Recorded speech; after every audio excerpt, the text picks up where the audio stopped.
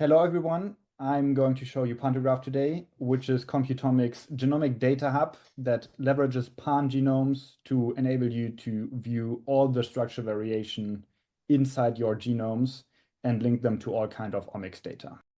In recent years, pangenomics have become more and more relevant. And pangenomics here mean that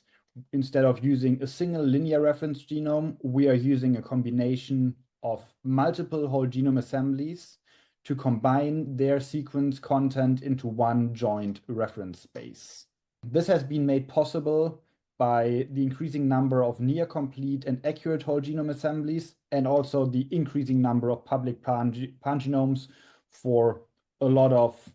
crops and species, which we are going to leverage into building a pangenome that can then be visualized and used within Pantograph.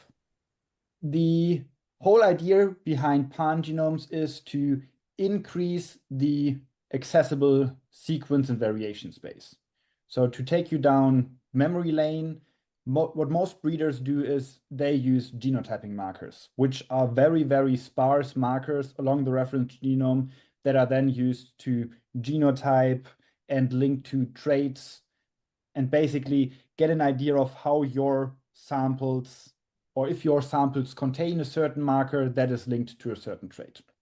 The next level there is whole genome sequencing. Instead of just genotyping those markers,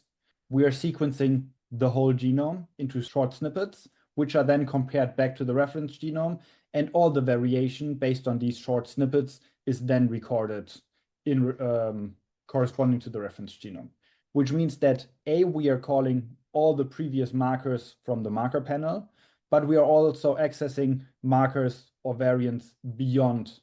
those represented in the marker panel. The downside here is that due to the short fragment length of the sequencing reads, we are only really able to access SNPs and short variants. Everything that is larger is still hidden to us.